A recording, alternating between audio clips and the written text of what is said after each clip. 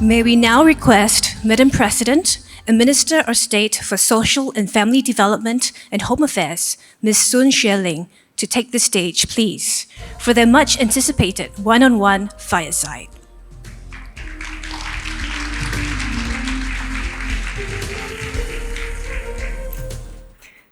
Madam President, it is indeed our privilege, our honor to have you here with us today for a fireside chat on the 31st of August.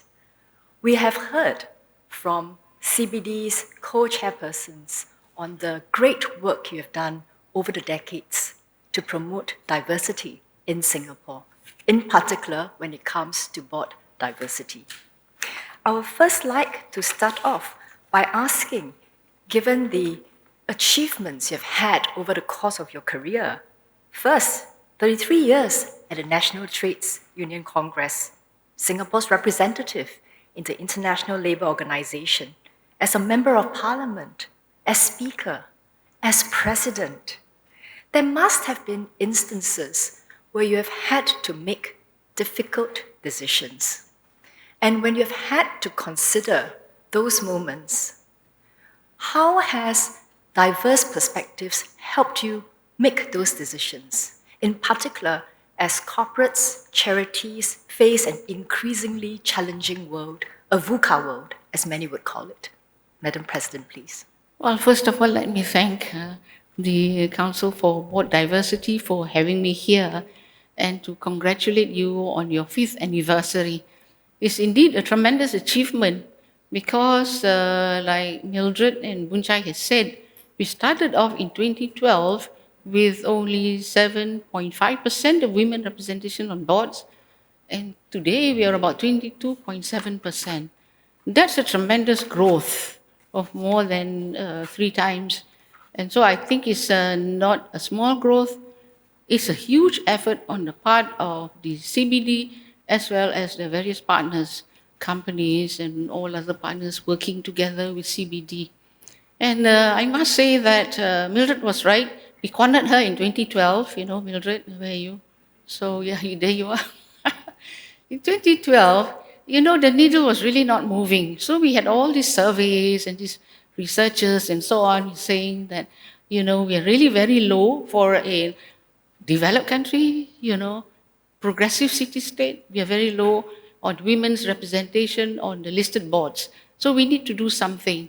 So I felt at that time that we got to go beyond just talking, imagining, visioning.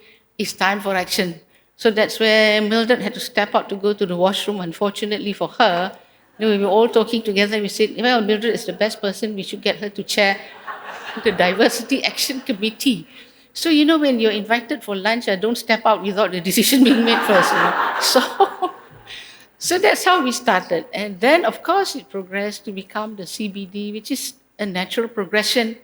And to work with so many different segments of society is important. And I think that's how it started.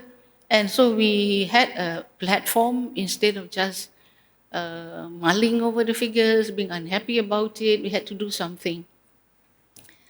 And the Council for Board Diversity, I'm sure, works very hard with different partners. It's not easy because it's not a question of just having a narrative out there and then everybody will, have that moment of light and say, yes, we need to have more women on the board.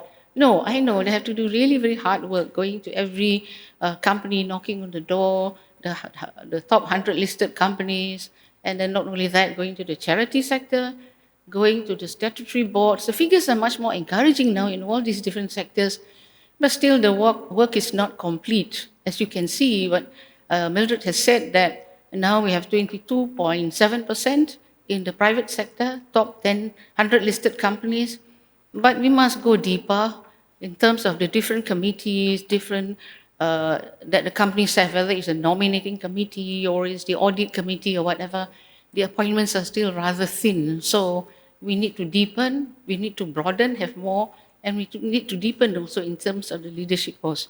Xueling, you asked me a question, what are the difficult moments in the different positions that I held? There were, of course, when you hold leadership positions, you will always have very difficult challenges. Like when I was but I tell you how the women were mobilized. For example, if you were to look at when I was in the International Labour Organization, I had to chair certain meetings representing workers of the world, not just Singapore. And so you have to represent voices from diverse communities around the different regions of the world. And my last work that I did for them was to negotiate on the Convention on Decent Work for Domestic Workers. And that depends a great deal on the women power.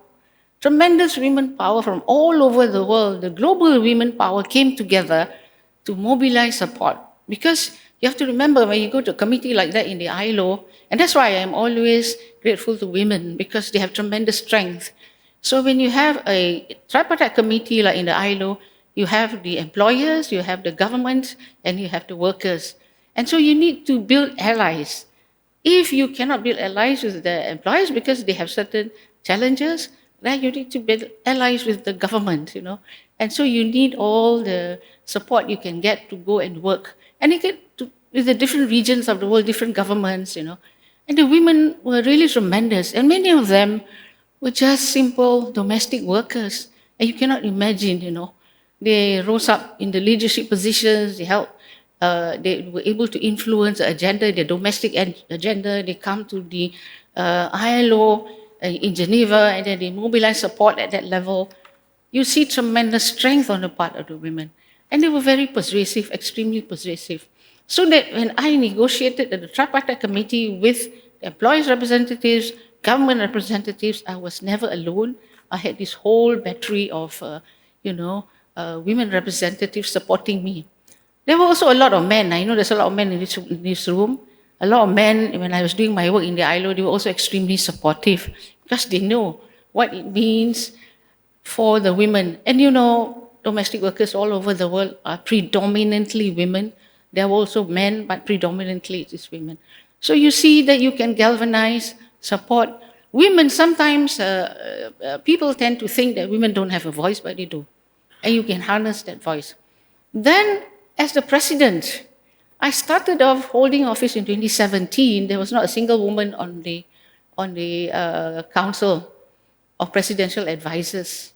We have 8 full-time members, and then we have 2 alternates, 10. Not a single woman. So I decided that as and when there are members of the CPA, Council of Presidential Advisors, that have to retire because after their term is up, we should consciously make an effort to look for competent, capable women to sit on the CPA. And today we have 3 out of 10. Tremendous achievements, 30% over a period of 6 years.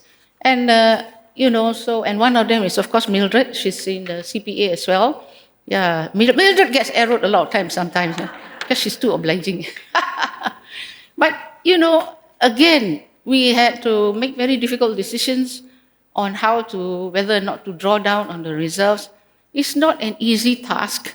As a president, I have no power to initiate any drawdown of reserves. That's not provided in the Constitution for me. As a president, my power is to act as the second key. First key is the government. The government comes and said, this is a dire situation. We need to draw down the reserves because we need to support livelihoods. We need to support jobs. We need to support companies. The economy is in difficulty. But I have to depend on the CPA for advice because it's required under the Constitution as well. And this is where then I appreciate the diversity of views. Men, women coming from very, a great deal of experience from different sectors, backgrounds in the banking sector, private sector, manufacturing, social sector, from the judiciary, very experienced, very qualified people on the board of CBA, and of course women, having the voices of the women, listening to them, articulating their views, their concerns, asking questions is also very important. I find women are very meticulous. They ask a lot of questions. And I think so you need to have more women on the board. They'll ask a lot more questions. And that makes for very robust, very good decisions. So There are many other cases. I mean, that's a difficult decision whether to draw down the reserves or not. So it's up to the government to make a case for the drawdown. This is with their statistics, figures, and so on. We, as myself as the president, with support of CPA, of which there are 3 female members, so we have to then assess it very objectively, rationally, and see what is in the best interest of the country, whether or not to allow the drawdown to take place. There are many other cases. I worked in the Trade Union Congress. I was there for 33 years. I think Wan Ling is here Yes. representing the women. And yeah, there's Wan Ling. And I'm glad she's taken over my job.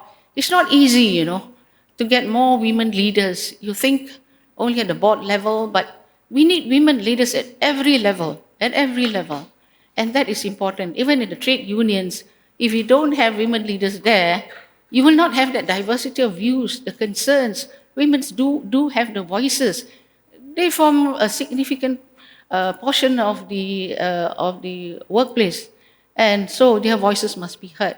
So it's not easy. I used to remember talking to the women and saying, "Can you come forward and become leaders?" They say, "Madam, I'm already working full time. I'm already a union activist. Now you ask me to take on leadership roles. It's going to be very difficult, not easy." But I said, you got to think more generally. You got to think in terms of solidarity. Those who have the capabilities like yourself, you have to come forward and serve so that other women's voices can be heard, so that decisions can be made which is in the good interest of society, not just a solution or decisions made which does not take into account the voices of 50% of the population. Sometimes I succeed, sometimes I don't. But most of the time, I think at least people feel inspired to continue being activists. So these are some, I wouldn't say they're difficult decisions, but they are decisions that, really influence you over a lifetime, helps you to make your own decisions as well. Thank you, Madam President. You had mentioned about how you would guide or speak with a lady, a woman, to step forward to be a leader. Could you share with us, given that we will need to work with corporates, with charities, with also statutory boards, different organizations to encourage board diversity, how would you encourage these boards to be more diverse? And diversity goes beyond gender diversity as well. That perhaps could be a word of advice that you could provide all of us so that all of us could join you in this effort to promote greater board diversity. I see diversity as having 2 parts. One is the inherent diversity in terms of your ethnic group, your gender, your age, that's important. That ought to be reflected also on boards. And then there is the acquired diversity based on your experience, your length of time you spend on the board, your professional capabilities, So that is the acquired capability. And so boards will have to take into account both types of diversity in choosing people to sit on the board, and both brings to the board a great deal of experience and depth in the kind of decisions that they make. For instance, now I think a lot of boards look for members of the board who have great experience and depth in sustainability, in technology. So when they look at candidates, they will ask whether this candidate will add anything to our agenda of moving our needle towards greater sustainability, moving our needle towards leveraging on technology now with artificial intelligence and so on. I mean, not everybody is extremely au fait with these two planks, but obviously women with that kind of skill sets, experience will be extremely useful. And I think that's where the women must then deepen, whether it is women or any other persons who wants to be on the board, you have to deepen your capabilities in those areas. That's important. And then the interplay of the public sector, the charity sector, and the private sector companies, I think we've seen a lot of progress as well in terms of the 100 top listed private companies, 22.7%, that's a great progress. Then in terms of statutory boards, that's 32%. And then in terms of the charity sector, that's 29.5%. So we've seen that, but as I said, we must not rest on our laurels because it's very fast for us to slide down if we don't make sure that we keep on moving the needle, So it's a great progress in that sense. But I also know that a lot of companies, whether it is MNCs or it is local companies, they do not allow their employees to sit on their boards or other boards as well. Not their boards, but other boards, although they may have the expertise, the capabilities. Well, this is where then I think women, a significant number has gone into management ranks. They could then be appointed on the board of charities or the statutory boards. And that provide them with an excellent opportunity then to learn about governance. And that will really prepare them also for governance when it comes to the 100 top listed private sector companies. So I don't see leadership in this respect as something very cut and dry, but it's quite fluid. And if you have sat on a statutory board, I think for a number of terms, a number of years, obviously you will acquire some depth of experience in terms of what governance means, the skill sets that are required even in the private sector. So moving on all the three tracks, I think is useful, is important. What do you think might be some of the inhibitions or constraints that current boards face when they think about bringing women onto their boards? Well, I think, for one thing, when they started the CBD, I think about 58.2% of the boards have all male directors. So now I think the figure is a lot better. So can you imagine 58%, almost 60%? 6 out of every 10 public listed companies, top 100, only have all male boards. But remember, consumers are largely women. 50% or more of the consumers, the people who make the decisions. When I go to the supermarket, and have to buy things, I see a lot of women there, buying things. So women make a lot of decisions.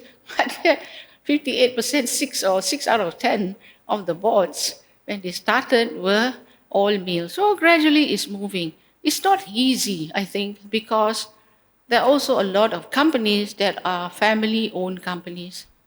And there is always this sense that in terms of our own Asian values, our own social values and norms as to who in the family should be exposed or what kind of representatives, what gender of representatives should be on the board. Those are very much affected by our socialization process, social norms. But things are changing. They're changing rapidly because the corporate world is changing. The whole global world is changing, If you cannot stand still, you have to move also. And you do see new generations of leadership coming in on the boards of companies in Singapore. And you also see a lot of companies that are professionalizing their processes of making board appointments. And that's really good. By professionalizing, I mean that they will scan the landscape to see who's the most suitable, who have the skill sets that is required for that particular, seat that they have to occupy on the board. And then they will then see that that is the most important criterion. So it's not a question of, we are not asking for soft options. I think that's the last thing we want to do. Soft options of saying, okay, you must have it, a number of women on the board. No, we don't want that. We want a situation where you look at what is the requirement for this particular board, of this particular company, what are the experience, skill sets, capabilities required, and then whether there are also women rather than only men being able to perform that. So what I'm saying is that diversity do not have to compromise meritocracy. It doesn't have to. So you are appointed very much on your own merits, but you reflect the diversity in your selection process, and you give opportunities to those who have the most capabilities or are most able to do the job. Thank you, Madam President. You have talked about how different corporations, different agencies, different organizations may have different worldviews, mindsets, different constraints that they face from bringing in board members who are women. As we look to the future, what do you foresee are the top challenges that organization boards will face in the next 3 to 5 years? You had mentioned some of it earlier. You had talked about sustainability, ESG, geopolitics perhaps, stakeholder expectations, so on and so forth. How do we navigate these challenges? How do we turn these challenges into opportunities? And how can boards and board diversity help in this process? Well, challenges faced by companies are tremendous. There are a lot of corporate leaders here. And I think you all will echo my same sentiments because you know that you have to deal with it on a daily basis. Geopolitical tensions, increasing protectionism from the countries where who introduce a free market, and globalization. So, and that increasing protectionism is very related to geopolitical tensions. Climate change, of course. And of course, globally, if you look at countries like China, for instance, or Singapore, is aging, rapidly aging population. We need to discuss all that. Companies need to be prepared for that. Even before we talk about the pandemic and the possibilities of future pandemics happening, we need to talk about that because we need to prepare a society that is aging very rapidly, and yet we must make sure that our productivity continues to grow. And how do you grow your productivity if you have less people to work or you have less younger people to tap on, and then you are a little bit concerned about your innovation, new ideas, and so on. So you have to think about that, how to enhance productivity. And then, of course, when we talk about the artificial intelligence, that's a completely new area, and even the creators of ChatGPT, for instance, are concerned about ChatGPT. So we know that this is a completely new technology. Not completely new, actually. It's been there for some time, but it's been improved to a certain level, to a level that you are beginning to be worried whether it will be a threat to mankind. I personally think it's a little bit excessive to think that way, but a lot of people think like that. Threat to the jobs that we have now. But whatever it is, it's a huge conversation, and companies got to factor that into their business. And a good example of that is the pandemic, COVID-19. And we see how pandemic has actually hastened digitalization globally. A lot of people are not used to buying things. The younger people are. Even I don't buy things online, but now I do because of the COVID-19, It's after all the safest way to buy things. But so digitalization has it became very rapid because of COVID-19. And then we also see that during COVID-19, one of the things is companies must have very robust business plans. Disruption to supply chains is so common, So companies got to think of that. And so this is necessary for companies then when they plan. These are the vagaries that you have to plan for, and this is where then a diversity of board with different experiences, knowledge, capabilities will be certainly helpful.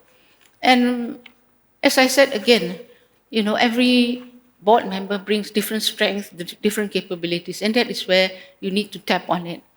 And so I think what the companies need to do is they need to plan ahead, and I'm sure companies do that all the time in terms of particularly how they plan for their leadership pipeline. What I'm only saying is this, that when the companies plan for their leadership, I'm sure companies don't, one day they get up and say, okay, so-and-so is going to retire, or so-and-so contract will have ended. No, they probably will have to plan way before that as to who is going to, what vacancies there will be. And so that gives companies the time to prepare the pipeline, to look at the pipeline and say our usual pipelines are this, but there could be also other pipelines. There are women in the pipeline who is doing well in this particular unit or department. Can that person then be groomed to take over, be prepared, So that kind of advanced planning will be, I think, what companies need to look at, and will be useful for them because it's not, as I said, it's not a charity not doing charity, but rather it is something that helps companies to make more robust decisions, helps companies to tap on whole variety of talents that are out there. Thank you, Madam President. You have been a champion of diversity, a champion also of women causes. A final question from myself. How do we ensure, how do we guide, how do we give hope, inspiration to women and girls out there that they can achieve their full potential and have purpose in their lives, meaning and happiness in Singapore? That's a very difficult question. Purpose and meaning, I think we all need to find it. I read this excellent book. I cannot remember the name of the author, but it's called Man's Search for Meaning. I think you should read that book. It's such a wonderful book. It's a very thin book, not very thick. And so, in this book, this person was formerly, he was a prisoner in the concentration camp during the German concentration camp, and he was a prisoner. He's a psychiatrist. And so one of the things that he observed as a psychiatrist is that those prisoners in the concentration camp that survives are those that have purpose and meaning. Like someone who says, I want to live through this torture concentration camp because I have a 3-year-old I have not seen for a long time. Once I get out, I want to see my child, how my child has grown. Another one said, I've started something, I want to write something, I've not completed that piece. Once I come out, I want to complete that piece of work. And so but those, he said, who doesn't have any purpose or meaning, they perish.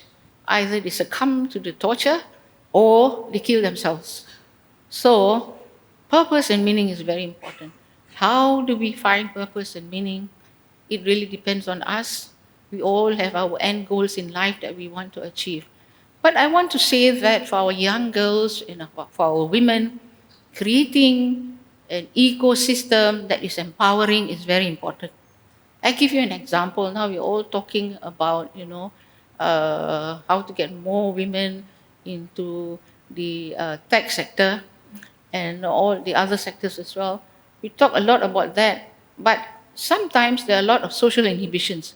Sometimes it is at home where parents may say, why you want to go into do tech or you want to do maths or whatever, that's all for the boys, not for the girls. Girls can do other things. Sometimes it could be the school.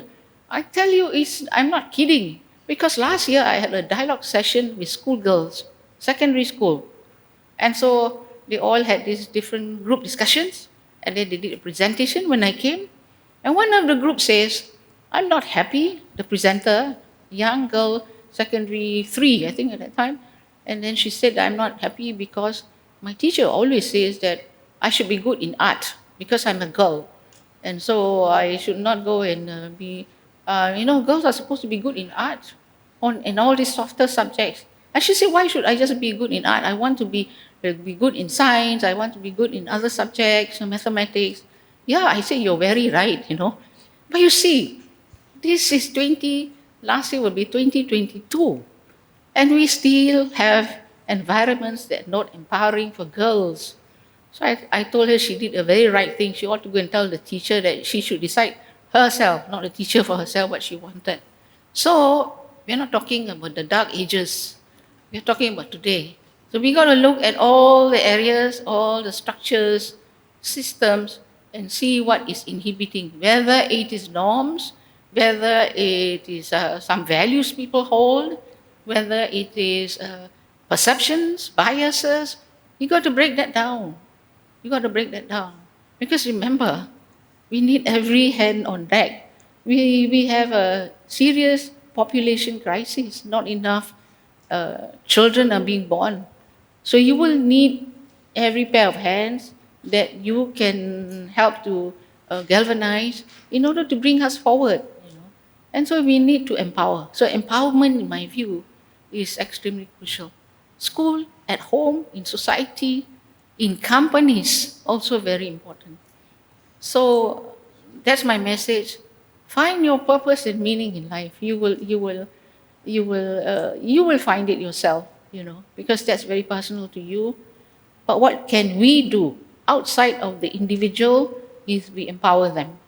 And I'm glad that's what CBD has been doing and will continue to do, and with the support of everyone, all the different sectors, all the different partners.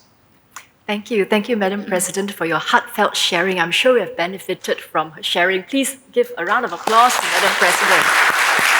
Indeed, I think we will join hands, all hands on deck, to continue to promote diversity in Singapore, in particular, board diversity. Thank you very much. Thank you, President, for sharing your time and wisdom so generously. Thank you, Minister of State.